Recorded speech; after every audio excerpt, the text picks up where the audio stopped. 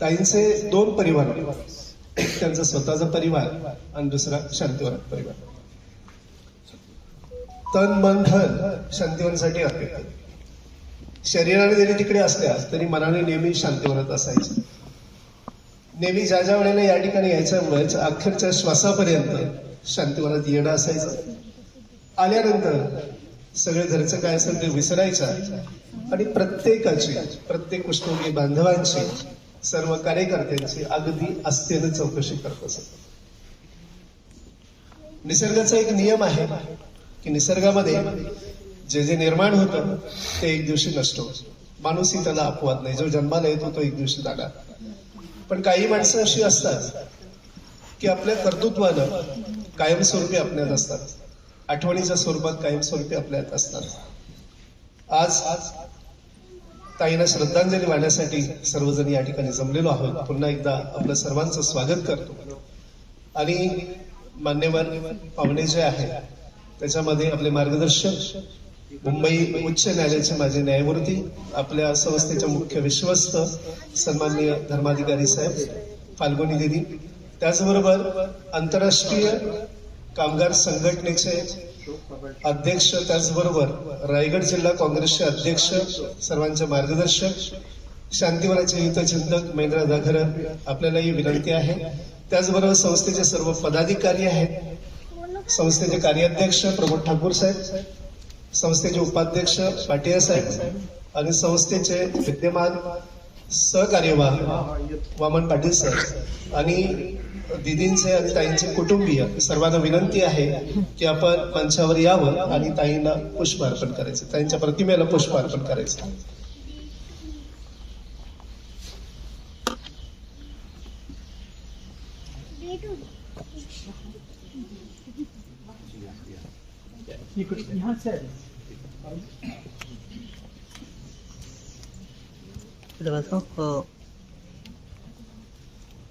आपण सगळे सुदैवी आहोत, कारण ताईंसारख्या महान विभूतींचं मार्गदर्शन आणि सहकार्य आपल्याला लाभलं, आशीर्वाद आपल्याला लाभला. आज ताई जरी आपल्याला सोडून गेल्या असल्या, आपण सगळे ताई म्हणायचं, पण आपल्यासाठी त्या आई होत्या. सोडून गेल्या असल्या तरी त्यांचं स्मृती सदैव आपल्याला प्रेरणा देत राहतील.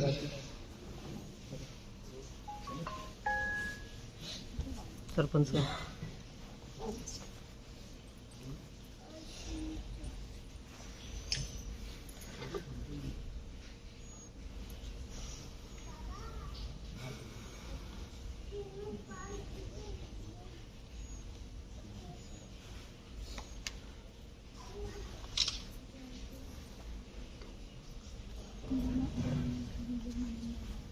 धवल देसाई सर या ठिकाणी है, आपसे भी अनुरोध करता हूं कि कृपया मंच पे आइए.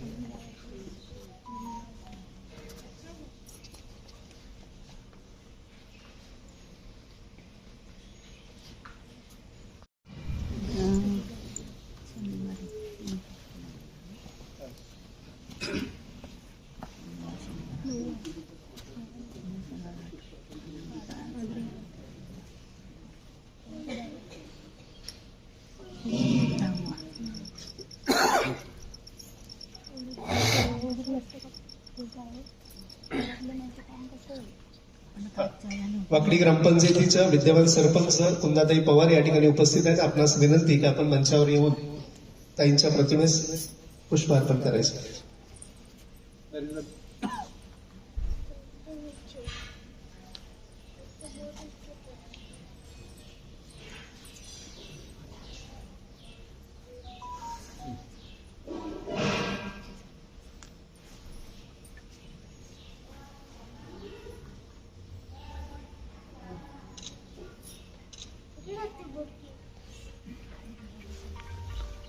दोन मिनिटं आपण जागच्या जागी उभं राहून ताईंना आदरांजली वाहणार आहोत, मौन पाळणार आहोत.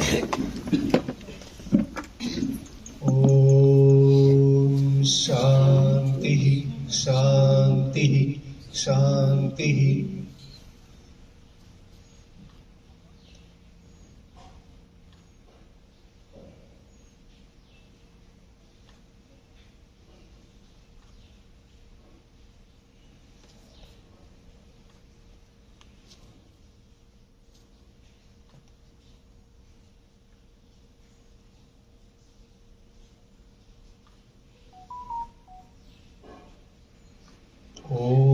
शांती शांती शांती.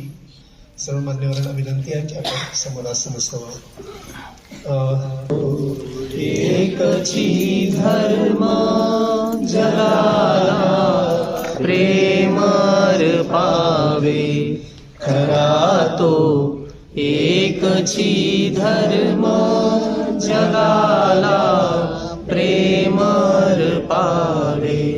जगी जे दीन पतित जगी जे दीन पद दलित. जगी जे दीन पतित जगी जे दीन पद दलित. तयाचा ऊन उठवावे जगाला प्रेमर पावे खरा तो. एकची धर्म जगाला प्रेमर पावे जगाला प्रेमर पावे. वैष्णव जनतो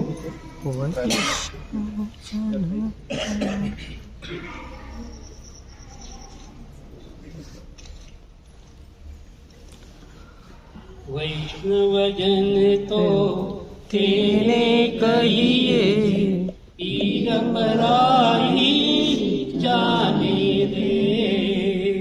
वैष्णव जन तो तेने कहिए पीर पराई जाने रे.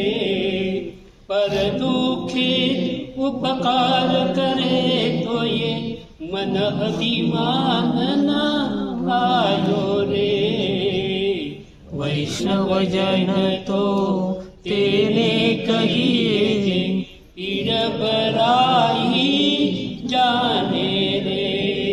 सकल लोक मां समुने वंदे निंदा न करे तेनी रे. वाच काल मन निचल लागे धन धन जननी तेरी रे. वैष्णव जन तो तेने कहिए जे पीर पराई जाने रे. पर दुखे उपकार करे तो ये मन अभिमान न आयो रे. वैष्णव जन तो तेने कहिए जे पीर पराई जाने रे. वैष्णव जन तो तेने कहिए जे पीर पराई जाने रे. छान.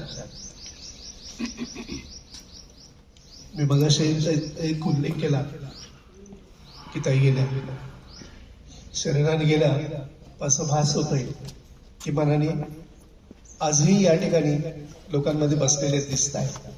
चेहरा दिसतोय असं होतं. असं त्यांचं कार्य होतं.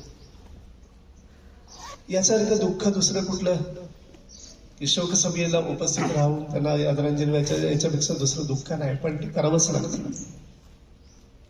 खूप छान बोलता येत नाही.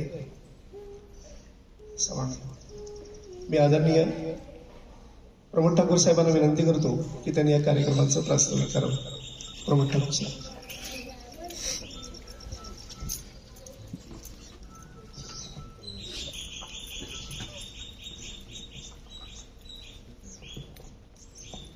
सर्वांना नमस्कार.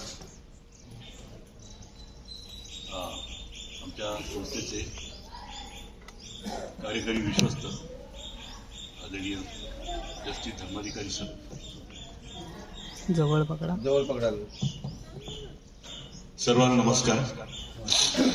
आमच्या संस्थेचे कार्यकारी विश्वस्त माजी न्यायमूर्ती उच्च न्यायालय आदरणीय चंद्रशेखर सत्यरंजन धर्माधिकारी, रक्षाबाईंची कन्या आणि आमची सदस्य फाल्गुनी दिदी, संस्थेचे विश्वस्त भाटियाजी, माझे सर्व सहकारी आणि आजच्या या शोकसभेला बंधू आणि भगिनी, आता सुरुवातीला जे एक भजन माझे सहकारी गाणेकऱ्यांनी गायलं, त्याचे बोल असे आहेत, वैष्णव जन तो तेने कहिये, जो पीड पराई जाणे रे. जेव्हा आपण ह्या ओळीचा विचार करतो तर दुसऱ्याचं दुःख, दुसऱ्याची पीडा जो समजतो तो खरा भक्त, वैष्णव असा त्याचा अर्थ होतो. मला वाटतं त्या या एका ओळीमध्ये रक्षाबेनचं सारं जीवन हे शब्दबद्ध करता येईल, इतकं सामर्थ्य त्यांच्या संपूर्ण आयुष्याच्या जीवनपटाला होतं. 92 साली रक्षाबेन या संस्थेत आल्या. रामभाऊ मोडेकरांच्या आग्रहामुळे आमच्या संस्थेमधलं काम त्यांनी करावं अशी ही होती, इच्छा होती.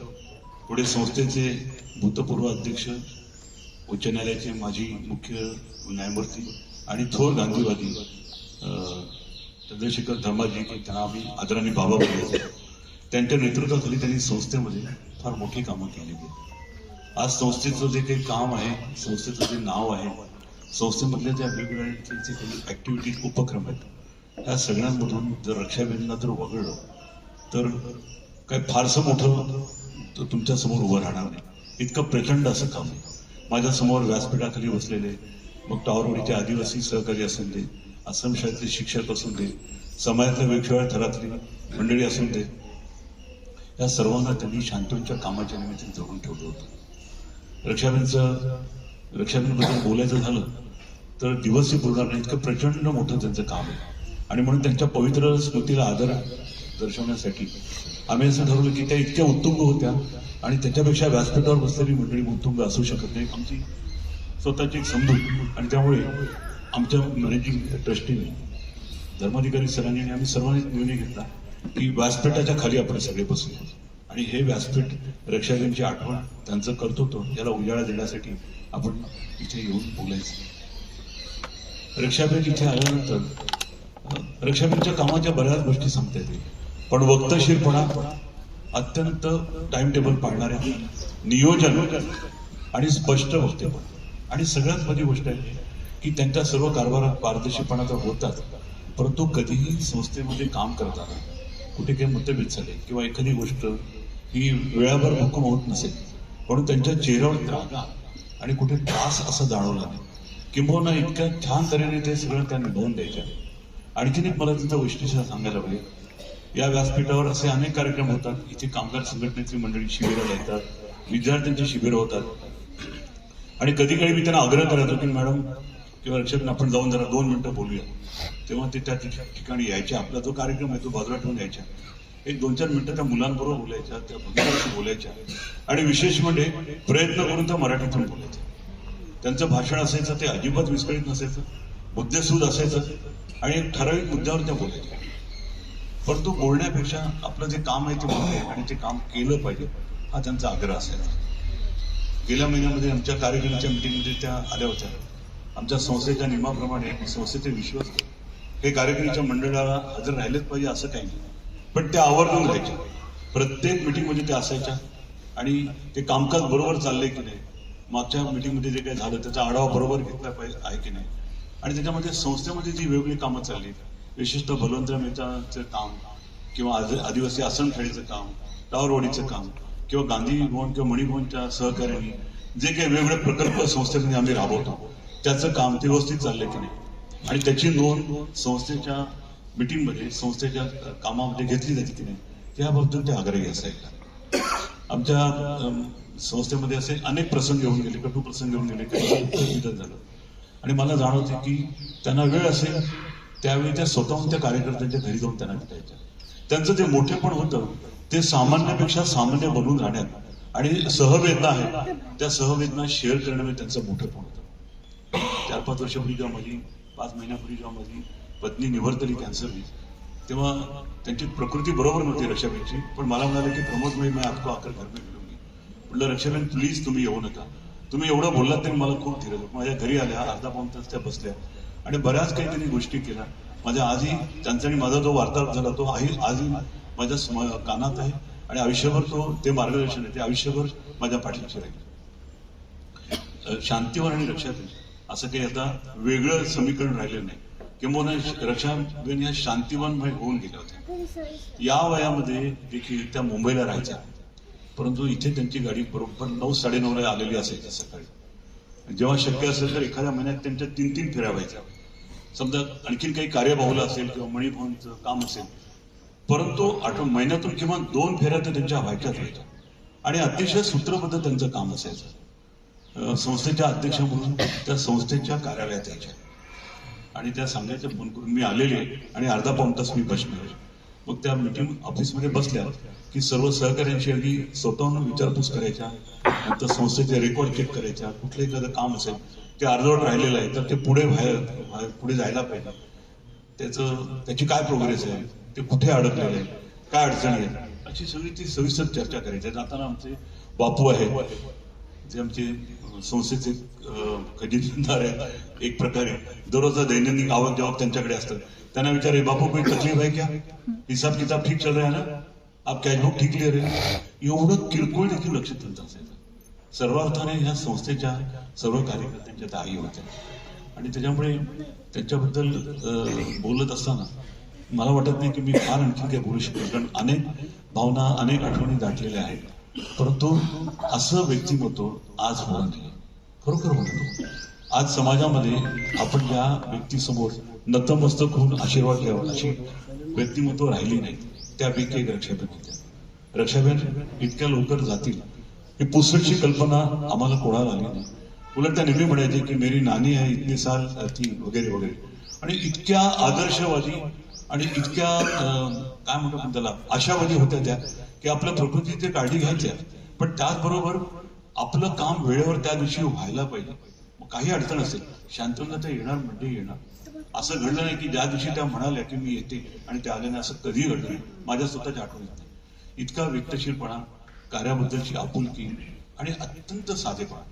रक्षाबेनची तुम्हाला माहिती असेल काही मंडळींना की रक्षाबेनचे सासरे शशोर हे गुजरातचे माजी मुख्यमंत्री होते बलवंतराय. आणि आपण आज ज्या प्रांगणात बसतोय ते बलवंतराय मेहता भवन. म्हणजे सुनबाईंनी आपल्या सासऱ्याचे आदर्श, त्यांची जी गांधीवादी मूल्य आहेत त्यांचं चिरंतन एक स्वारकभाव म्हणून हे उभं केलं. आणि ते करत असताना कितीतरी अडीअडचणींना त्यांना तोंड द्यावं लागलं. या केंद्राच्या माध्यमातून गेली 30-35 वर्ष आम्ही पनवेल हा आदिवासी बहुल प्रांत आहे, इथल्या आदिवासी बंधवांची सेवा करतोय, तिथे पाणी देतोय, त्यांच्या रोजगाराच्या समस्या आहेत, त्यांच्या शिक्षणाच्या समस्या आहेत, आरोग्यविषयक समस्या आहेत, तिथे अन्य काही ज्या गोष्टी आहेत त्या काटेकोरपणे त्यांना मिळायला पाहिजे या बाबतीत रक्षाबेन आग्रही होत्या. अलीकडे स्वच्छता मोहिमेला शासनाच्या पातळीवर बरंचसं महत्व दिलं जातं, प्रसिद्ध दिली जाते, पण बऱ्याच लोकांना माहिती नसेल की टावरवाडीपासून अशी अनेक गावं आहेत की त्या ठिकाणी घराघरामध्ये जी शौचालय झालेली आहेत ती देखील 15-20 वर्ष ती रक्षाबेनच्या प्रेरणेने आणि रक्षाबेनच्या अथक प्रयत्नाने. त्याच्यामुळे पनवेल परिसरामध्ये त्यांचं मोठं काम आहे. गांधी भवनमध्ये आपण कधी जर गेलं तर एवढी मोठी व्यक्ती आणि इतकी सीधी साधी असू शकते हे त्यांच्याशी बोलल्यानंतर प्रतीत व्हायचं. मराठीमध्ये एक छान भावगीत आहे, अशी पाखरे येती आणि का स्मृती ठेवली जाती, 2 दिवसांची रंगत संगत 2 दिवसांची रात. आज रक्षाबेन गेल्यामुळे ते जे भावगीत आहे त्यातला खरा अर्थ आज मनाला कळायला लागलेला आहे की किती क्षणभर जीवन आहे. आणि ते जर समृद्ध करायचं असेल तर आपण आपलं काम केलं पाहिजे, नेमून दिलं आपण काम केलं पाहिजे, तक्रार न करता ते काम केलं पाहिजे. आणि हे सगळे गुण त्यांच्या अंगी होते. त्या अत्यंत उच्च दर्जाच्या गांधीवादी होत्या, समन्वयवादी होत्या आणि त्याचबरोबर त्या एका अत्यंत प्रसन्न व्यक्तिमत्वाच्या, कधीही चेहरा आठवण नसलेल्या. आणि ही सर्व माझी मुलं आहेत, हे जे काम आहे माझ्या घरातलं काम आहे, मला सगळ्यांना सांभाळून घेतलं पाहिजे. त्या मातृभावनेने त्यांनी आम्हाला सर्वांना सहकार्य केलं, मार्गदर्शन केलं. आज रक्षाबेन नाही ही जाणीव फार बोचणारी आहे आणि त्यांचे आदर्श आमच्या समोर त्यांचं जे काही कार्य आहे त्या कार्याचं निश्चितच जो वसंतीने आमच्यावर सोपवलेला आहे तो घेऊन आम्ही शांततेचं काम पुढे नेण्याचा प्रयत्न करू असं आपणा सर्वांसमोर मी आश्वासन देतो. आणि या कार्यक्रमाचं प्रास्ताविक करण्याची मला संधी मिळाली, आपण ही शांतपणे ऐकून घेतो. असेल की त्यांच्या कामाचा आवाका किती होता. साहेबांनी माझ्याशी उल्लेख केला की बोलणं कमी आणि काम जास्त आणि अतिशय मृदू, सुस्वभावी. आणि या भागामध्ये प्रत्येक वाडीमध्ये प्रत्येक वाडीचं नाव, सरपंचाचं नाव ताईनं तोंडपाठ झालं. त्या टावरवाडी असो, सतीची वाडी असो, प्रत्येक वाडीवर जायच्या आणि जिथे इथे गाडी द्यायची तिथपर्यंत जायच्या, नाहीतर मग बरेचशी पायपीट करायला लागायचं. अशा ताई धन्यवाद सर. पुढे आपण मनोगताकडे वळणार आहोत. मनोगत व्यक्त करणारे जे कार्यकर्ते आहेत, जे लोक आहेत, त्यांना विनंती आहे की 2 ते 3 मिनिटं याच्यामध्येच आपण मनोगत आपलं संपवायचं आहे. सर्वप्रथम मी आमंत्रित करतो ताईंच्या कन्या आणि आमच्या मार्गदर्शिका फाल्गुनीताई मेहता.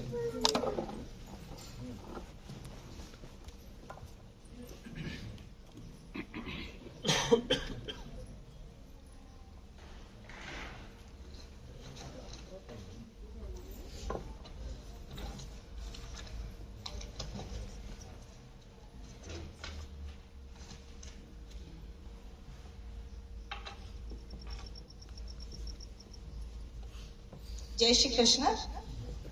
पहले मैं आपको आपके साथ संतोष ढोरे कहाँ है? संतोष ढोरे, संतोष की बेटी मिराली, वो फिलहाल डॉक्टरी कर रही है फिलीपींस में, हाँ, प्रदेश में, और उनको आर्थिक मदद मिली थी हमारे इनरव्हील क्लब ऑफ बॉम्बे, जिसमें मम्मी या रक्षा बहन की वजह से वो उनको काफ़ी मदद मिली और उनका मैसेज इतना सुंदर आया है तो मुझे पढ़ने की इच्छा है। मैं इंग्लिश में आया पर मिराली ने बहुत ही सुंदर मैसेज भेजा है मम्मी के लिए। Respected didi, my deepest condolences to you and your family. Madam was one of the strongest pillars behind my dream and my family's dream of my becoming a doctor. Her guidance, belief and values have stayed with me from childhood. Though I will not be able to meet Madam again, I hope that one day I can make her proud by becoming a good, compassionate and helpful doctor, and by being useful to society just as she was. I am forever grateful for everything I learned from her and for the foundation she built within us. Madam's love, teachings and impact will always live on through the lives she touched. I will always be grateful for Madam and your support, and I will miss her deeply. Mirali. Santosh, Mirali को खूप खूप धन्यवाद, बहुत ही सुंदर message भेजा है। आज आपण संस्थेच्या विश्वस्त व अध्यक्षा माननीय रक्षाबेन मेहता अर्थात माझ्या आईच्या शोक सभेसाठी जमलो आहोत। जेवढे काम माननीय रक्षाबेन मेहता यांनी संस्थेसाठी केले, त्याच बरोबर त्यांनी शांतीवनच्या आजूबाजूच्या गावातून, आदिवासी वाड्या पाड्यातून केले। यामध्ये पाणी पुरवठा, शौचालय बांधकाम, आरोग्य शिबिर, महिला सक्षमीकरण शिबिर आणि प्रशिक्षण, शैक्षणिक मदत, रायगड जिल्ह्यातील उत्कृष्ट ग्रामपंचायतीला बलवंतराय मेहता आणि सरोजबेन मेहता पुरस्कार, या सर्व कामांमुळे रक्षाबेन मेहता यांचे ओळख पाणीवाल्या बाई म्हणून झाली आहे। आपल्या संस्थेने आश्रमशाळा सुरू केली, मात्र 8वीच्या वर्ग साठी आर्थिक समस्या आली। संस्थेने निर्णय केला की 8वी नंतर शाळा बंद करावी। त्यावेळी स्वर्गीय चंद्रशेखर धर्माधिकारीजी यांनी सांगितले की आपल्या रक्षाबेन आणि फाल्गुनी आहेत, त्यांच्यावरही ही जबाबदारी द्या, त्या उत्तम रीतीने शाळा चालवतील। आणि हे सर्वांना माहिती आहे की आज आश्रमशाळा कशी चालते। माननीय रक्षाबेन मेहता यांनी कुणाला दुखी केले नाही, नेहमी हस्तमुख असायच्या। कोणी आले तर त्यांच्यासाठी वेळ द्यायचे। आयुष्यभर त्यांनी शांतीवनची खूप काळजी असायची। त्याचे शांतीवनवरील प्रेम आम्हा सर्वांना प्रेरणा देत आहे। त्यांच्या विचाराने शांतिवनाची प्रगती करण्याचा आम्ही प्रयत्न करीत आहोत, पुढेही करणार आहोत. त्यांचे काम पुढे नेणे हीच त्यांना खरी श्रद्धांजली होईल. ओम शांती.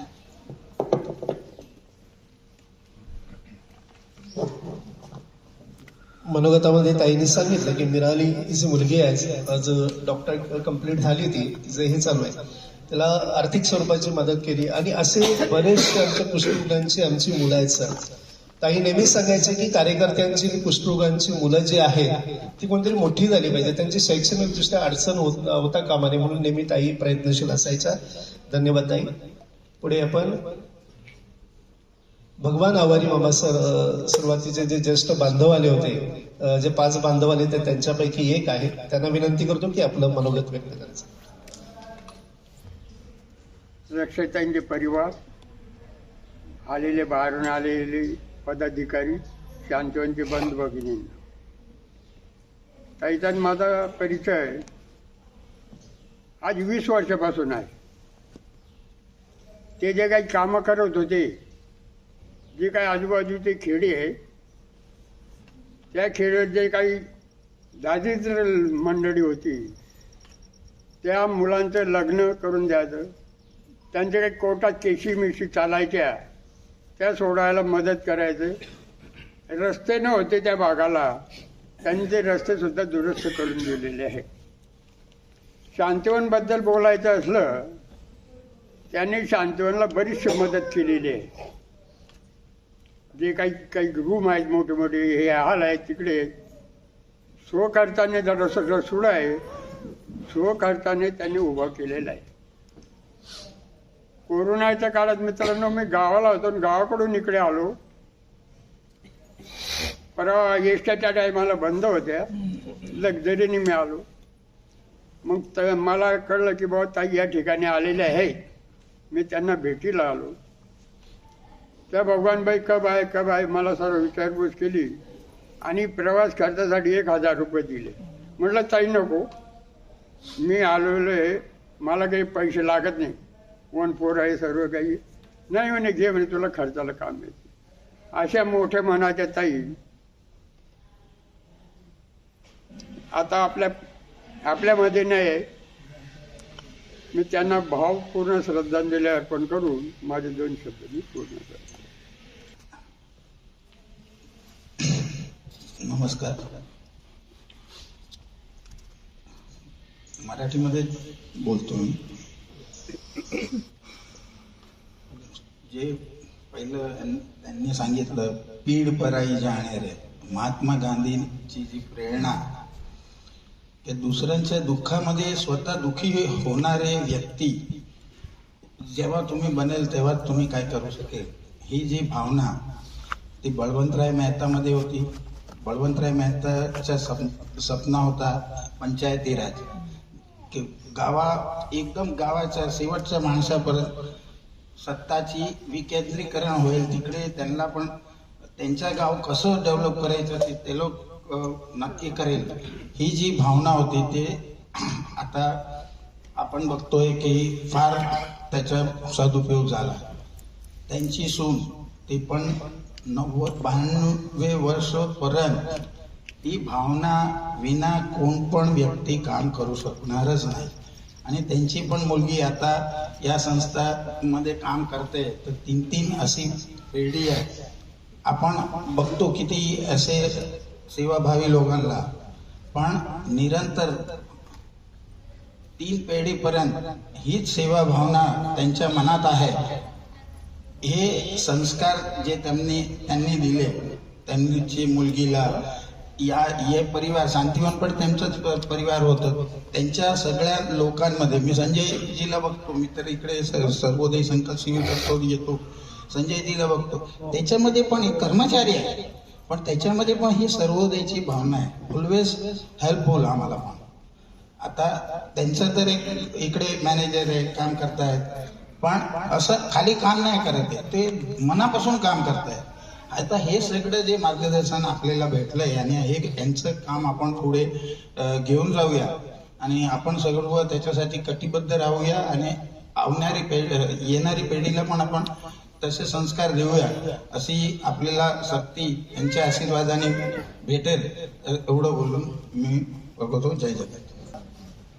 सर्वप्रथम रक्षाताई मेहता यांना भावपूर्ण श्रद्धांजली अर्पण करतो.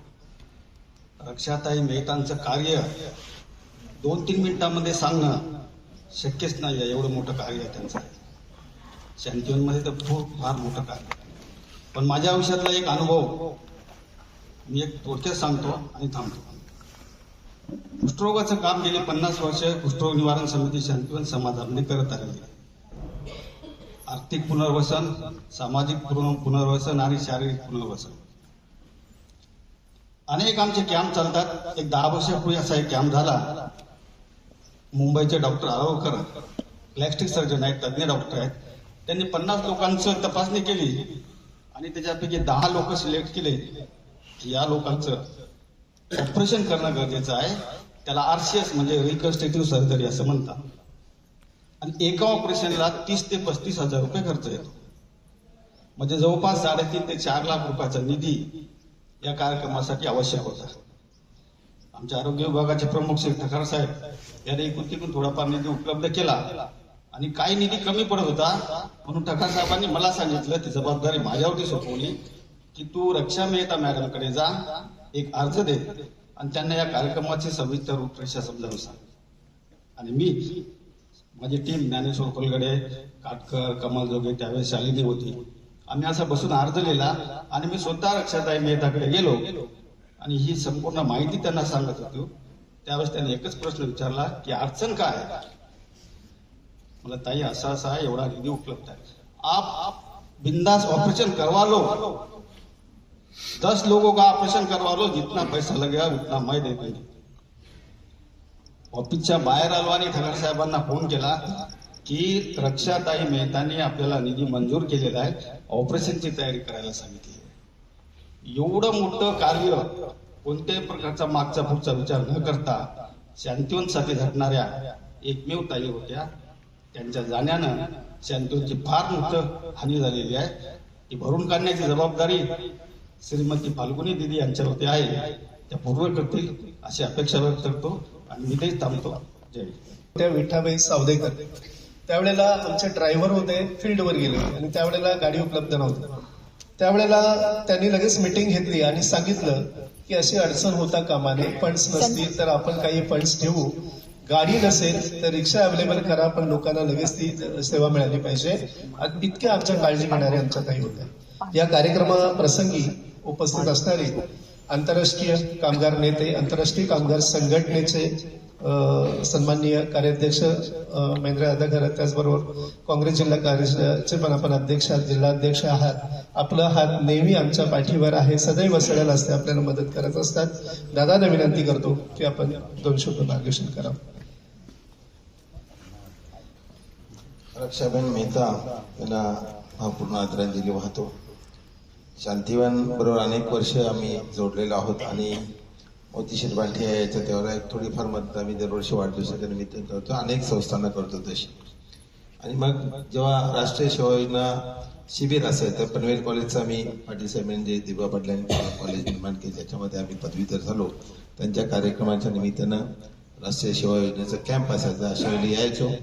रक्षाबेन मेहता यायच्या, त्यांचं मार्गदर्शन अतिशय सालस विनम्र, त्यांच्याकडे पाहिलं आणि काही प्रेरणा मिळायची, गावात चांगलं काम करतात. त्याच्यानंतर आमचे जे मार्गदर्शक किंवा स्टुडंट फेडरेशन ऑफ इंडियाचे नेतृत्व करायचे 87-88 साली प्रमोदजी ठाकूर हे चेअरमन झाले. आणि मग ते सांगितलं तुम्ही थोडीफार मदत पाठवताय, काही ठिकाणी आम्हाला मदत वाढून पाहिजे. रक्षाबेन मेहतांची पण बोललोय, एक कॅन्टीनचं काम होतं. मी सांगितलं जिथे जिथे लागेल तेव्हा तुम्ही आम्हाला सांगा. अतिशय सेवाभावी वृत्तीनं आपण लोक काम करत आहात. एका मुख्यमंत्र्यांची स्नुषा आम्ही पाहतो का आज राजकारणामध्ये सगळंच कुटुंबच याच्यामध्ये लोक सर्व आर्थिक अर्थकारण आहे आणि सत्ता पाहिजे. पण एक वेगळी वाट चोखलेली एक वेगळी पिढी. आता मागच्या महिन्यात जी पारी गेले, हे सर्व खऱ्या अर्थानं गांधीजींचे विचार वैष्णवजन कोण आहेत तर हे वैष्णवजन आहे. याने आयुष्य लोकांच्या सेवेसाठी आपलं वाहून घेतलंय, समर्पण केलेलं आहे. ते कधी त्या खासदार होऊ शकल्या असत्या, त्या मिनिस्टर होऊ शकल्या असत्या, त्या काही पुढे जाऊ शकल्या असत्या काँग्रेसच्या राजकारणामध्ये. वडिलांचं एवढं मोठं नाव होतं, पण ते हे न करता आपलं आयुष्यच त्यांनी खऱ्या अर्थानं शांतिवनसाठी वाहून घेतलं आणि हे सर्व फार मोठं कार्य उभं केलं. आज त्यांचं कार्य नेहमीच आपल्याला प्रेरणा देत राहील. त्यांच्या कन्या सुद्धा, तिसरी पिढी सुद्धा याच्यामध्ये आलेली आहे. आदरणीय धर्माधिकारी साहेब समोर बसले आहेत. शांतिवन परिवार हा फार मोठा परिवार आहे आणि निश्चितपणे जसं आमचे प्रमोद ठाकूरांचं मी हे केलं का, फार जहाल महत्वादी माणूस जेव्हा स्टुडंट फेडरेशन ऑफ इंडियाला भाषणं द्यायचे, वयाच्या 17 वर्षी मी 11वी आला असतानाच आम्हाला लाठीचार्जमध्ये मार खावा लागला, पण ते 30 वर्ष इथं जोडलेले आहेत आणि त्यांनी सुद्धा वाहून घेतलं तर अभिमान वाटतो. आणि त्यांच्या निमित्तानं आम्ही येतो. अनेक कंपन्यांकडे आम्ही कॉन्टॅक्ट केला का SR त्यांच्याकडे CSRचा फार मोठा फंड जातो, कुठेतरी दिला जातोय. तर खरी गरज आहे का अशा संस्थांना दिली पाहिजे. युसुफ अली मेर सेंटर आहे, शांतिवन सेंटर आहे, याच्यामध्ये गरिबांना, आदिवासींना, कुष्ठरोगी जे आपले मित्र आहेत त्यांना मदत करण्याचं काम केलं. ज्यांना गरज आहे त्यांना फंड दिले पाहिजे, याच्यासाठी आम्ही प्रयत्न करत आहोत. रक्षाताईंचा विचार, जीवनच हा त्यांचा विचार होता आणि त्यांनी खरोखर अतिशय त्यागमय जीवन त्या जगल्या. आणि मला वाटतं जो वैष्णव जन जो विचार गांधींचा ज्या लोकांनी घेतला त्यातल्या पिढीतल्या होत्या, ती पिढी आता लोक पाहत चालली. आता सर्व जी पिढी आली ती प्रचंड विरोध आहे. जसं आमचे धवलजी समोर बसले आहेत, ते कॅम्प्स घेत राहतात, मला फोन असतो, आम्ही त्यांना सांगतो आमचे लोक पाठवतोय, इथं बसतात, थोडे वेळ निघून जातात. आता काँग्रेसचा अध्यक्ष म्हणून मी काम करतोय, अतिशय प्रतिकूल प्रभावाच्या विरुद्ध आहे. मला अनेक पार्टीजनी बोलवलं बा इकडे या, BJP बाकी सगळं. मला विचार जो आहे का, इथं सर्व धर्म समभावाने लोकांसाठी काम केलं पाहिजे, हा जो विचार आहे आणि त्या विचारामुळे आम्ही शांतिवनशी जोडले गेलेलो आहोत. रक्षाताई जरी गेले असला तर त्याचा विचार जो आहे तो घेऊन त्यांचा परिवार आणि आपण एवढा मोठा शांतिवनचा परिवार काम करत आहेत. जिथं कुठं मदत लागेल तर आम्ही आपल्या बरोबर आहोत. आणि 100% इथं आल्यानंतर समाधान जे मंदिरांमध्ये, मंदिर जर सांगितलं बघ, कैलास पासून मी सगळी कैलास मानसरोवर केलंय, सगळे ज्योतिर्लिंग केले, पण माणसामध्ये देव पाण्याची आपल्याला हा विचार जो गांधीजींनी दिलेला आहे आणि ते करताना काय अभिमान बाळगू नका. जर तुला कुणाला उपकार केला तर, आणि आपल्या रिकाम्या हाताने जायचं, जे काही चांगलं करता येईल त्याची प्रेरणा इथे मिळते. आणि रक्षाताईंचं जीवन जे आहे ते एक आदर्श आहे, समर्पक जीवन आहे आणि निश्चितपणे आपल्या सातत्यानं आपण त्यांना वजा करून शांतिवन काय होऊ शकत नाही, अशा प्रकारचा त्यांचा त्या युक्त असा शांतिवन हा परिसर आहे आणि त्यांचं कार्य आपल्याला नेहमीच प्रेरणा देत राहील. मी त्यांना काँग्रेस पक्षाच्या वतीनं, आमच्या सर्व कामगार संघटनेच्या वतीनं आणि परिवाराच्या वतीनं मी आदरांजली वाटतो, श्रद्धांजली वाटतो आणि मी थांबतो. जय हिंद. आशीर्वाद आमच्या पाठीशी आहे. ज्या ज्या वेळेला आपल्या कार्यालयात आम्ही जातो त्या वेळेला अगदी असते ना आपल्या सर्व शांतिवनांच्या कुष्ठरोगी बांधवांची आणि सगळ्यांची चौकशी करत असतात. खूप धन्यवाद. आदरणीय Patil sir, VC Mhatre sir या ठिकाणी उपस्थित आहेत. VK स्कूल इंग्रजी माध्यमाचे चेअरमन आपण आहात, आपण या ठिकाणी आलात, आपलं मनोगत आपण व्यक्त करायचं. सर्वप्रथम रक्षाबेन मेहताना माझी भावपूर्ण श्रद्धांजली. रक्षाताईंचं आणि आमचं जे भेटण्याचा योग आला त्याला मुख्यतः आपल्या संस्थेचे कार्याध्यक्ष प्रमोद ठाकूर साहेब आहेत. आम्ही दोघे अगदी शाळेमध्ये खांद्याला खांदा देऊन दोघे काम करायचो. त्यांच्या संदर्भाने मी शांतिवनपर्यंत पोहोचलो. आणि खरं सांगायचं तर रक्षाताईंचं जे आता व्यक्तिमत्व आहे किंवा त्यांचं कार्य आहे सर्वांनी सांगितलेलं आहे, परंतु मी प्रत्यक्षात जे पाहिलं, ज्यावेळी त्यांना ज्यावेळी आम्ही शाळेमध्ये बोलवलं किंवा आम्ही रोटरीतर्फे, मी रोटरीचं पण काम करतो, रोटरीतर्फे किंवा शाळेचे शिबिर जेव्हा ते ठेवले त्यावेळी प्रमोद ठाकूर साहेबांना आम्ही रिक्वेस्ट करायचोच की मॅडमला आपण जरा जर विनंती केली आणि मुलांसाठी जर त्यांनी मार्गदर्शन केलं तर फार बरं होईल. आणि मॅडम कसलाही हे न करता ताबडतोब त्या यायच्या आणि मुलांसाठी ज्या मार्गदर्शन करायचे ना त्यांचे जे शब्द खरोखर मुलांसाठी अतिशय प्रेरणादायक होते, अतिशय प्रेरणादायक. म्हणून त्यांचं मार्गदर्शन लाभावं म्हणून आम्ही अक्षरशः त्यांना विनंती केल्यानं ताबडतोब मान्य केलं. खरोखर असे थोर व्यक्तिमत्व होते त्या.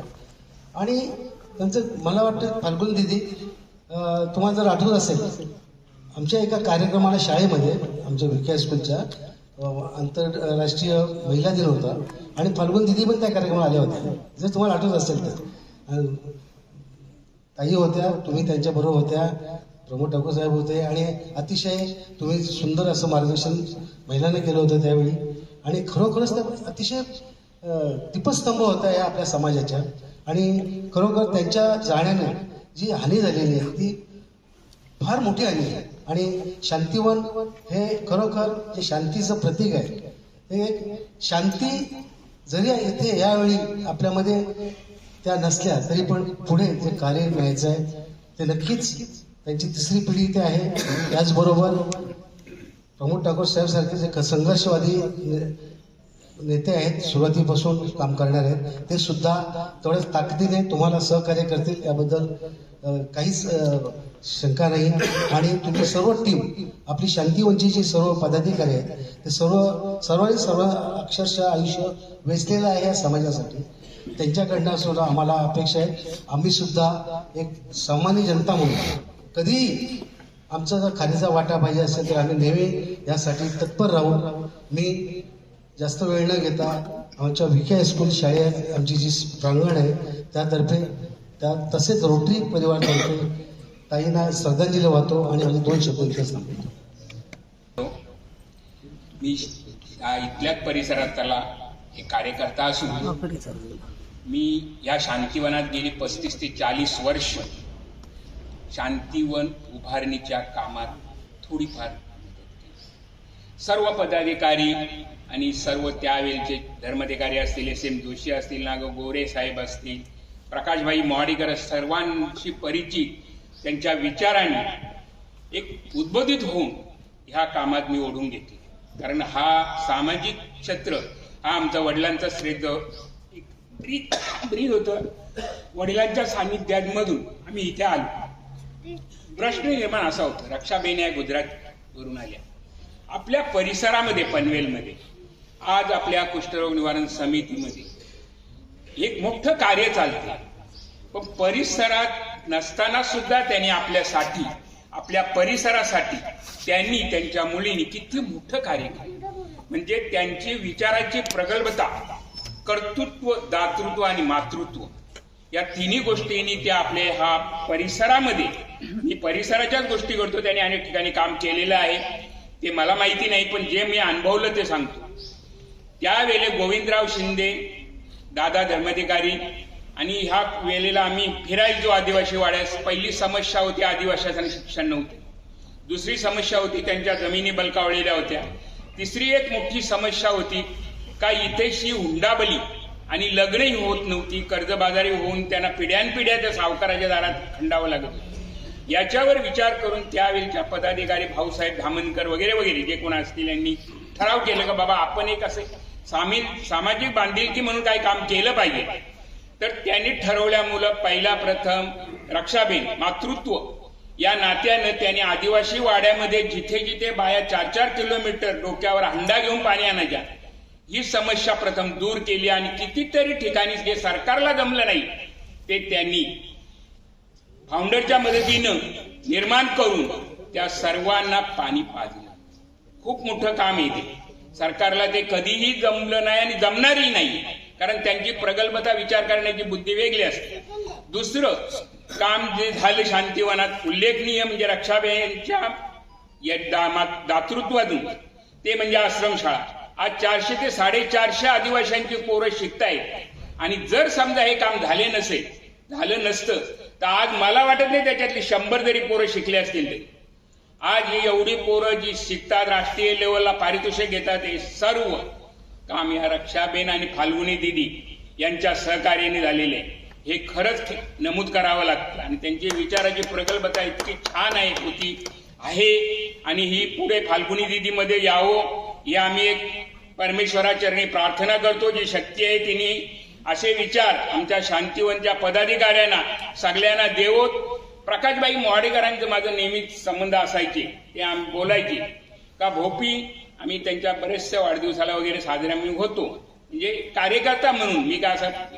पण ऐकलेले विचार सांगतो मी. त्यांनी आम्हाला त्या सभेमध्ये ते नेहमी सांगायचे का माझं स्मारक, माझं मंदिर, माझा पुतळा कधीच बांधू नका. मी ज्या विचाराने जगलोय, ज्या विचाराने समाजाशी वावरलोय, ज्या विचाराने समाजाचं काम केले तेच विचार घेऊन तुम्ही पुढे जगा. आणि त्या विचारांची खरंच आज गरज आहे. तसंच मी जास्त न बोलताना सगळ्यांना बोलायचंय. रक्षाबेन ज्या विचाराने जगल्या, ज्या विचाराने केल्या, ज्या विचाराने त्या भागामध्ये कार्यकर्ते घडवले या परिसरामध्ये, तसेच आमचे या गावचे कार्यकर्ते घडवले. म्हणजे एवढंच मी म्हणतो, आमच्या भागातून कोणीही रुपया खर्च करायला बघणार. महेंद्र सेठ आहेत ते करतात, तो भाग एक असे दुर्मिळ कार्यकर्ते आहे.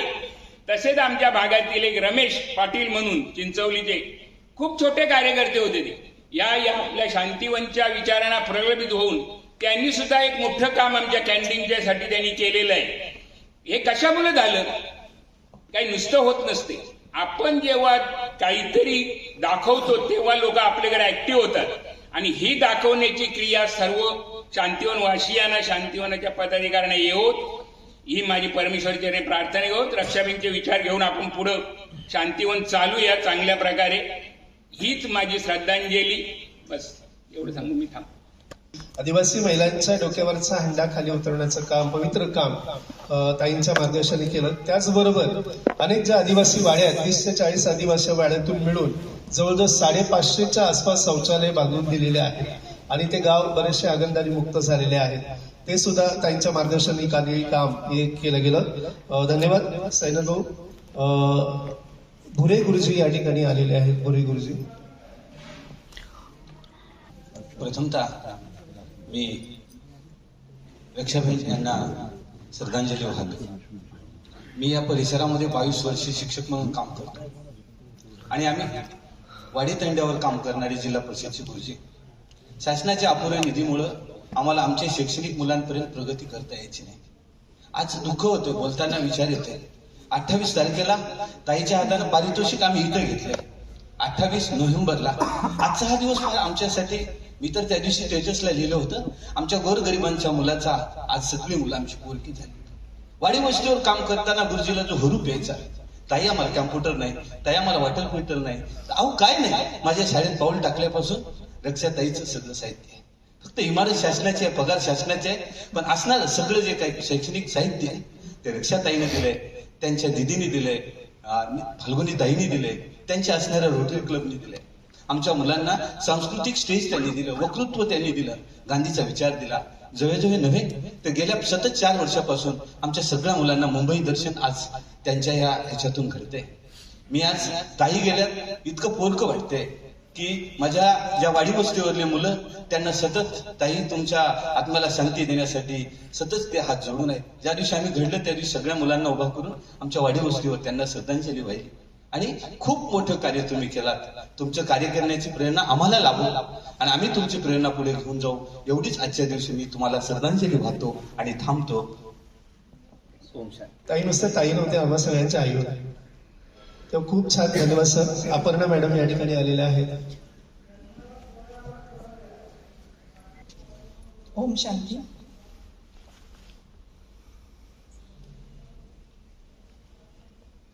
शब्द नाही आहेत खरं म्हणजे, कारण हे शांतिवन असं आहे की या शांतिवनाशी मी 2 वर्ष जोडली गेलेली आहे. याच्या अगोदर जेव्हा जेव्हा मी आलेली आहे ना, तेव्हा एकदम हसत म्हणजे जेव्हा यायचो आम्हाला आमंत्रण दिलं जायचं प्रत्येक कार्यक्रमाचं, आणि आम्हाला एक दुसरा आनंद असायचा की आम्हाला मोठ्या मॅडम सोबत बोलायला भेटणार आहे, त्यांच्याशी हितगुज करायला भेटणार आहे, त्याचप्रमाणे दिदींशी सुद्धा बोलायला भेटणार आहे. आणि सर्वात मुख्य म्हणजे खरोखरच माऊली, मी माऊलीच म्हणेन, कारण आदिवासी ठाकूरवाडीवरचे आमचे जे विद्यार्थी आहेत, आमच्या ज्या शाळा आहेत, त्यासाठी एक आधारवड, एक भक्कम वृक्ष अशा आमच्या मोठ्या मॅडम. मी मोठ्या मॅडमच बोलते. प्रत्येक वेळेस मी मोठ्या मॅडमच बोलायची. आमच्या प्रतीक्षा मॅडम असू दे, संजय सर असू दे, दीदी मॅडम असू दे, मी नेहमी त्यांचा उल्लेख मोठ्या मॅडमच करायची. आज इथे लिहिलेलं आहे की असा जन्म लाभावा, देहाचा चंदन व्हावा, गंध संपला तरी सुगंध दरवळत राहावा. खरोखरच मॅडमच्या कार्याने हा सुगंध अखेरपर्यंत दरवळत राहणार आहे. इथे येताना पाऊल आतमध्ये टाकताना ते पाऊल एवढं जड झालं होतं ना की आपण कशासाठी आलेलो आहोत.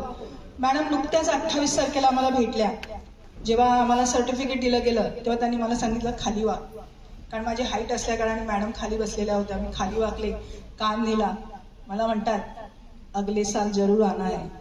म्हणजे हाँ मैडम जरूर आऊंगी मैं, अगले साल मैं जरूर आऊंगी मैडम. लेकिन आप यहाँ पे नहीं रहोगे. आणि मी तुम्हाला शोधे आज इथे सुद्धा मला असं वाटतं की मॅडम इथेच कुठेतरी बसलेले आहेत आणि असं जाणवतंय की मॅडम आमच्यात आहेत आणि मॅडम कायमस्वरूपी राहतील. देहरंग शाळेला तर त्यांनी एवढं भरभरून दिलेलं आहे ना, खूप भरभरून. म्हणजे मी देहरंग शाळेत पाऊल टाकलं 24/7/2024 आणि त्याच्या दुसऱ्याच दिवशी अगदी 25/7/2024 प्रतीक्षा मॅडम आणि संजय सर माझ्या शाळेला प्रिंटर घेऊन आले होते, टीव्ही घेऊन आले होते आणि तिथून जी सुरुवात झाली ना ती आजपर्यंत मॅडमच्या सोबत जे मांडायचो लगेच मॅडम दीदी को बताओ, बोली हाँ मैम दीदी को बताते हो, दीदी ना नहीं बोलेगी, बोली हाँ मैडम दीदी मॅडम को बोलते हो. आणि खरोखरच मॅडम कोणत्याच गोष्टीला कधीच नाही बोलल्या नाही तो, कधीच नाही. मुलांसाठी पाहिजे ना चालेल घेऊन जा, आणखीन काय पाहिजे ते पण सांगा घेऊन जा. जसं मॅडमचं दातृत्व होतं तसंच दीदी मॅडमचं सुद्धा आजही आहे आणि नक्कीच दीदी मॅडम हा वारसा पुढे चालू ठेवते, यात काही शंका नाही. मॅडम जरी नसल्या तरी मॅडमचे कार्य हे नेहमी आम्हाला स्फूर्तीदायक राहील. आदरणीय महात्मा गांधीजींचे विचार आमच्या मनात नेहमीच राहतील आणि ते आम्ही पुढे नेऊ. हे जे स्टेज आहे ते आमच्या मुलांना मॅडमनी दिलेलं आहे आणि या स्टेजमुळे आमच्या मॅडम म्हणजे मुलांच्याही स्मरणात तर राहतीलच, त्यांचं कार्यही स्मरणात राहणार आहे आणि त्यांच्या कार्याच्या पावलावर पाऊल ठेवण्याचं थोडं तरी आम्ही काम करणार आहोत आणि आमच्याकडून ते व्हावं अशी मी देवाकडे प्रार्थना करते आणि मॅडमना भावपूर्ण आदरांजली समर्पित करते.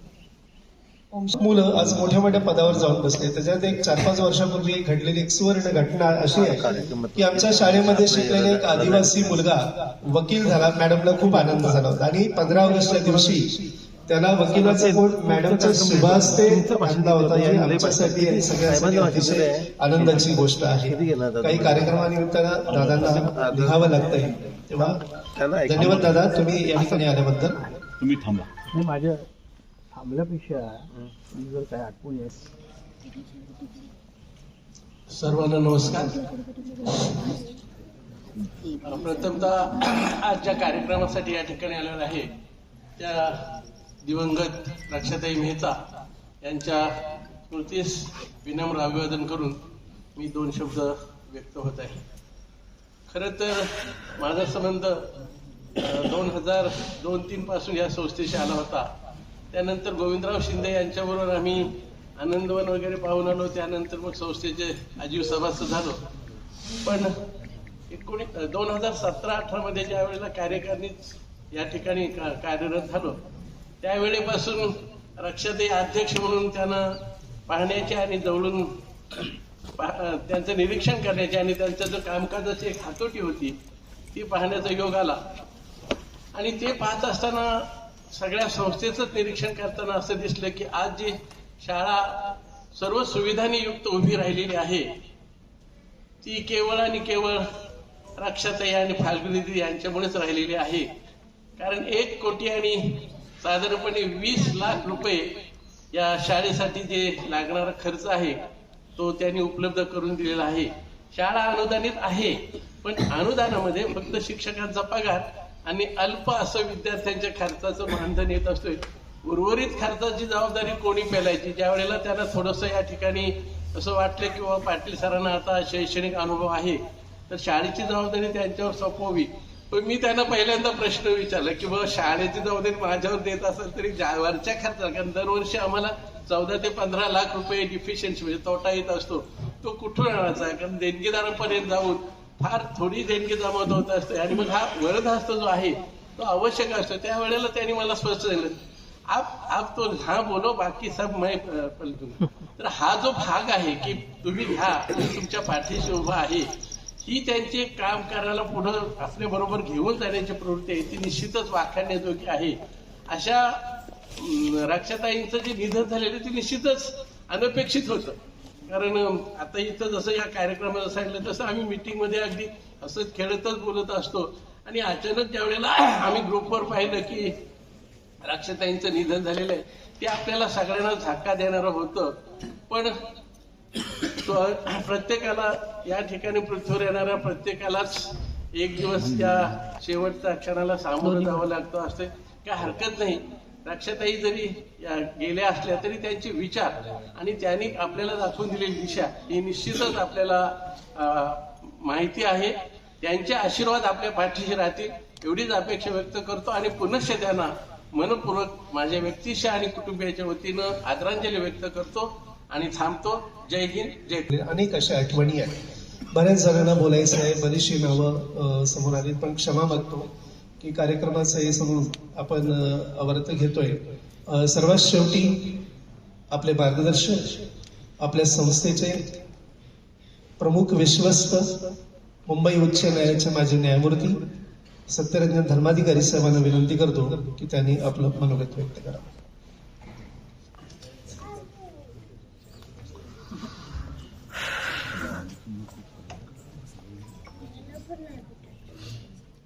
फाल्गुनीबेन, माझ्या सोबतचे विश्वस्त माठियाजी, पाटील सर, इथे उपस्थित असलेले इतर सगळे आणि आमचे कार्याध्यक्ष प्रमोद ठाकूर,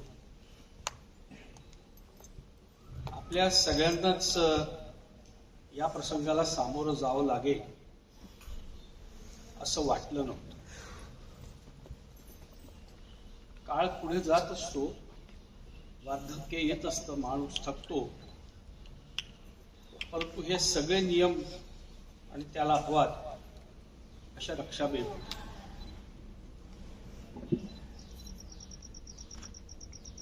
माझी पण स्थिती आपल्या सगळ्यांसारखीच आहे.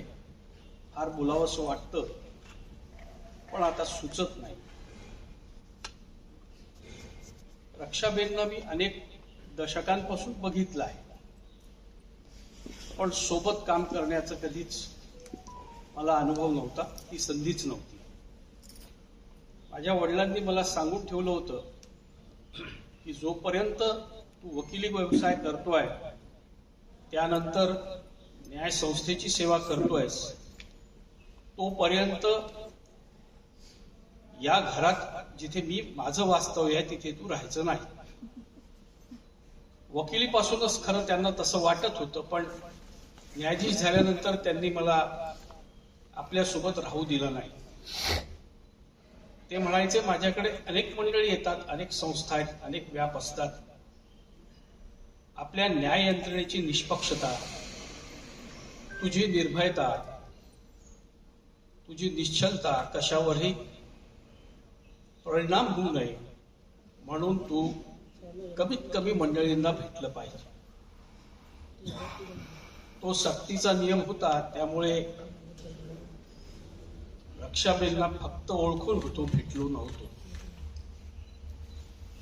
वडिलांचा मृत्यूनंतर मला आठवतं इथे शोकसभा झाली, त्यानंतर मी परत गेलो.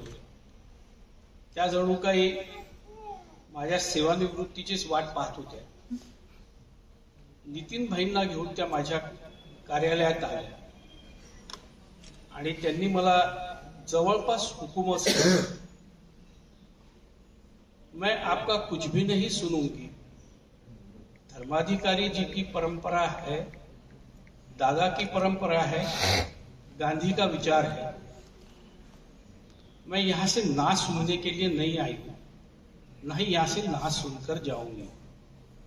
एक कागद समोर ठेवला, इथे सही करा, सभासदत्वाची फी स्वतःच भरून टाकीन, तुम्ही सभासद झाला.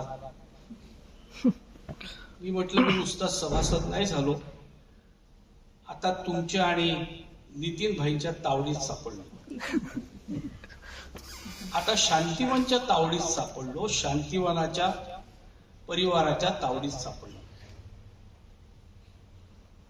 त्या म्हणाल्या, आपको अनुभव होगा, हम कुछ बुरे नहीं हैं, कुछ अच्छा काम करने की कोशिश कर रहे हैं. ही जी विनम्रता होती. मित्रांनो, वास्तव्य माणसाचं कुठेही राहू द्या, शहरात राहू द्या, खेड्यात असू द्या, महालात असू द्या, कुठेही असू द्या, झोपडीत असू द्या, सगळ्यात महत्वाचं असतं की त्या माणसाला दुसऱ्या सगळं काही बघण्याची दृष्टी कशी आहे. दिसतं सगळ्यांना, दृष्टी सगळ्यांनाच नसते. चष्मा तुम्हाला दिसण्यासाठी मदत करेल, परंतु दृष्टी ही तुम्हाला मिळवावीच लागते.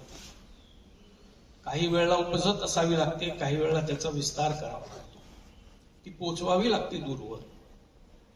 आणि हे असं मोठं कुटुंब घडवण्याची ही जी किमया आहे ती गांधी विचारांची तर आहेच आहे, परंतु रक्षाबेन सारख्या लोकांच्या कर्तृत्वाची. एवढ्या मोठ्या विस्तारात त्यांनी त्या परिवारात मला कधी सामील करून घेतलं आज मला सांगताच येणार नाही. पण केवळ 3-3.5 वर्षामध्ये हे सगळं आपलंसं वाटावं याचं श्रेय त्यांचंच आहे. नितीन भाई आणि ते त्या जर नसत्या तर कदाचित या भानगडीत मी पडलो नसतो. त्या असं म्हणाल्या, कौन चलाएगा ये सब आपको देखना है. मुंबईहून त्या माझ्या घरी जेव्हा गाडी घेऊन स्वतःची यायच्या, आज ट्रस्टी मीटिंग है, आज कार्यकारिणी मीटिंग है, आपको आना है. त्यांची गाडी आली खाली की बसल्यानंतर पहिलं वाक्य असायचं, शांतिवनची काळजी घ्यायची आहे, नाही म्हणायचं नाही. मी म्हटलं तुमची गाडी येणं, तुम्ही मला फोन करणं हा हुकूम असतो.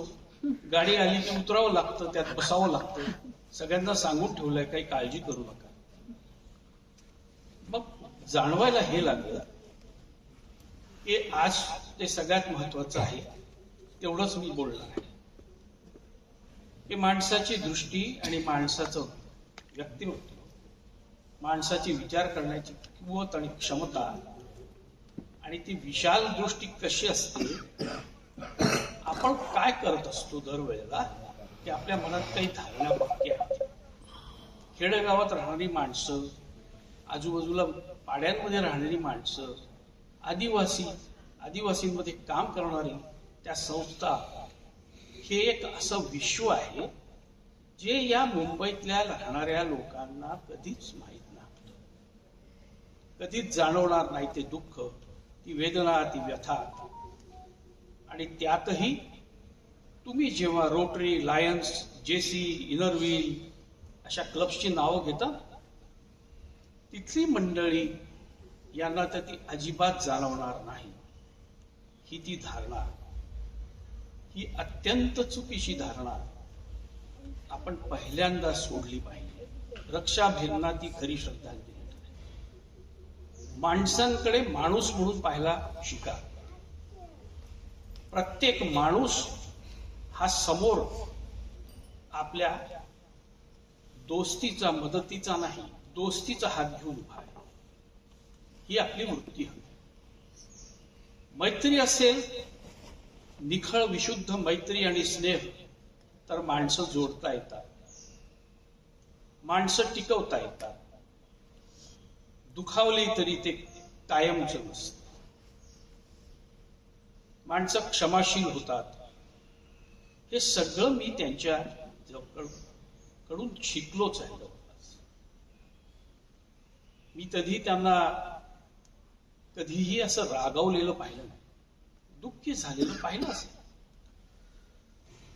काही गोष्टी त्यांच्या मनाप्रमाणे होत नसतील, परंतु म्हणून शांतिवन मध्ये आलंच पाहिजे. शांतिवनचं काम थांबवायचं नाही. आणि हे केवढं मोठं काम आहे. बलवंतराय मेहता यांच्या नावानं ग्रामीण भागातल्या सगळ्या कामाचं एक जागृती केंद्र आहे. नावं किती समर्पक आणि उचित आहे.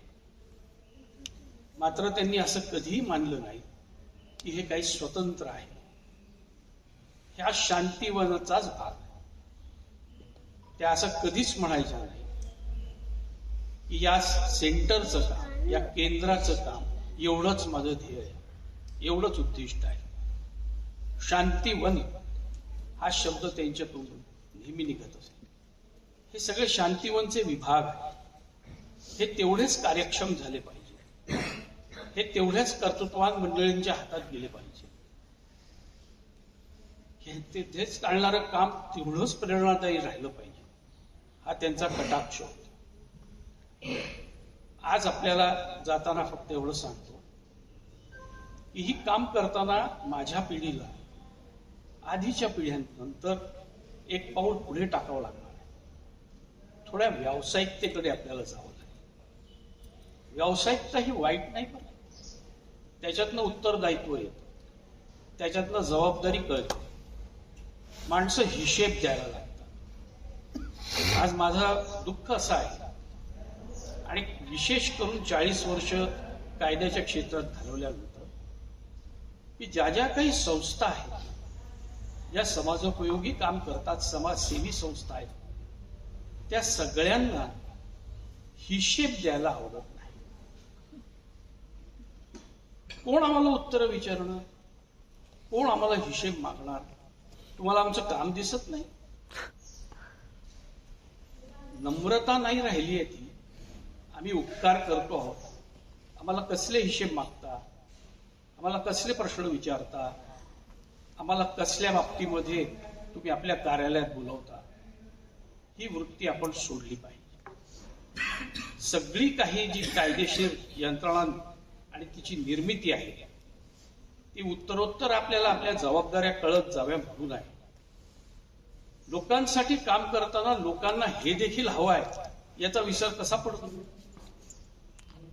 आज आपण पाहतो या सगळ्या वास्तू आहेत, एवढं आहे, इथे लोक येतात, इथे त्यांच्या मदतीसाठी काम चालतं, लांबवर पाड्यांमध्ये शाळा असतात, सगळं असतं, आश्रमशाळा इथे आहे.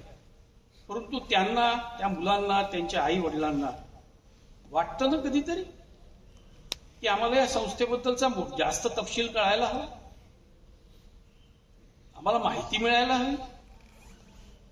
माहितीच्या अधिकारापासून सगळ्याच्या अंतर्गत आपला समावेश झाला आणि आपण थोडेसे विचलित झालो. रक्षाबंधनच्या आयुष्यात हे शिकायचं आहे की त्या कधीच विचलित झाल्या नाही. त्यांना हे कधीच ओझं वाटलं, त्यांनी असं कधीच मला म्हटलं नाही आप ये बता रहे हो, ये अगर कानून में है तो ये करना चाहिए, करना है. आता ही वृत्ती कायम राहिली पाहिजे. मला असं वाटतं की त्यांना खरी श्रद्धांजली हे कार्यपूर्ण सुरू ठेवणं आहेच. असं कधीही म्हणू नका की आपली हानी झाली आहे, आपण पोकळीत आहोत. जर त्यांचं काम आपल्याला प्रेरणा देत राहणार आहे, जर विचार त्यांचे प्रेरणा देत राहणार आहे, तर पोकळी कशी निर्माण होईल? मात्र त्यांना खरी श्रद्धांजली तेव्हाच होईल जेव्हा त्यांचं काम त्यांच्याच कार्यक्षमतेने, त्यांच्याच पारदर्शकतेने, त्यांच्यासारखंच देखणं नेटकं झालं पाहिजे. जो त्यांचा कटाक्ष होता, जो त्यांची शिस्त होती, ती नाही अंगीकारली, ती नाही बाणवली, तर हे नुसतंच काम करत राहणं ह्याला काही अर्थ नाही. विस्कळीतपणा आलेला आहे. आपण संघटित झालो पाहिजे. आपल्याला लक्ष झालं, एका ठिकाणी आपलं केंद्रित राहायला पाहिजे. त्यांना कधीच सत्ता स्थानं नको होती.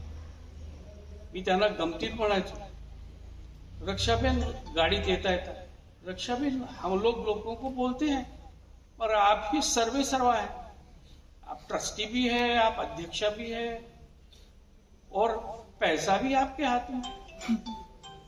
अभी तो आप जैसे लोगों का मेरा साथ ही नहीं छोड़ना चाहिए, इतना फायदा मेरा हो जाएगा. बोले आप भी थोड़े नटखट हो क्या? म्हटलं नाही, बिघड सकता हूं, मला सारखं कान उपटा माझे, नाहीतर असं कोणीतरी बिघडेल बरं. एवढी सत्ता तुमची आहे, त्याला मर्यादा नाही आहे.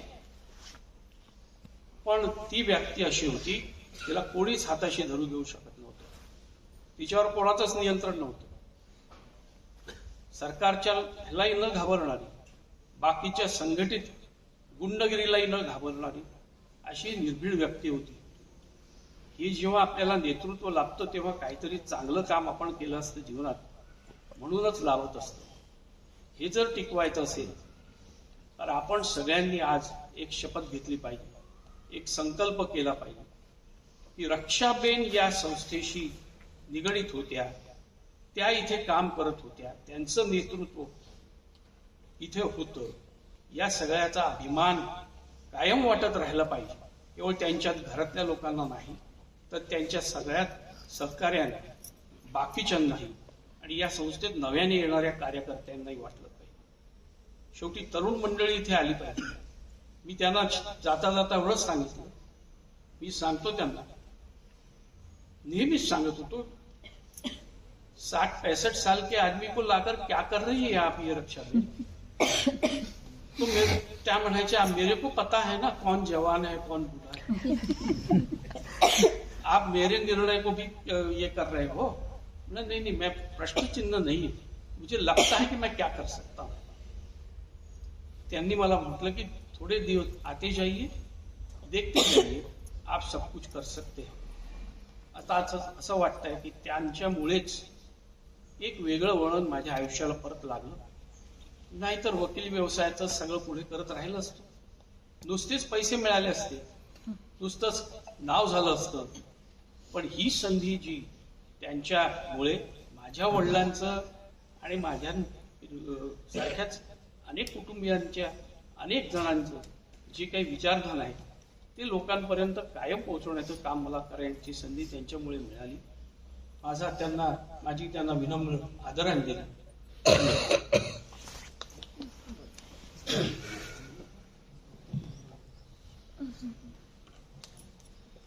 सर, आपलं मार्गदर्शन सदैव आम्हाला प्रेरणा देत राहील. शांतिवनामध्ये आल्यानंतर किंवा उभ्या आयुष्यामध्ये आजवरच्या देव कुठे भेटला नाही, पण ज्यांच्या चरणावर डोकं ठेवावीशी देवासारखी माणसं आम्हाला या ठिकाणी भेटली. त्याच्यामध्ये श्रद्धेय धर्माधिकारी साहेब, श्रद्धेय भाऊसाहेब धामणकर साहेब, श्रद्धेय गोविंदराव शिंदे साहेब, असे असंख्य लोक आहेत की त्यांनी पित्यासारखं प्रेम दिलं, पित्यासारखी माया लावली. आणि रक्षाताई मेहतांसारख्या आम्हाला आई भेटल्या, त्यांनी माईचं पांघरून आमच्यावर घातलं. मैंने शुरू में ही बोला कि दीदी मैं आपके 2 परिवार है, एक आपका परिवार और एक अपना शांतिवन परिवार. माँ का जाना क्या होता है, जिनके ऊपर ये बीतती है ना उनको ही मालूम होता है. माँ तो माँ होती है. माँ जब बाजार चली जाती है ना, पनवेल जाती है, मुंबई जाती है, घूमने के लिए जाती है, फिरने के लिए जाती है, तब ना हम लोग बहुत बिंदास रहते हैं, क्योंकि हमको मालूम था कि माँ गई है, शाम को जरूर वापस आएगी.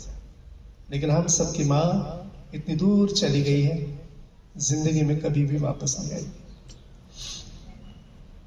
त्यासाठी एक मराठीमध्ये गाणं आहे, अखेरचा हा तुला दंडवत सोडून जाते का,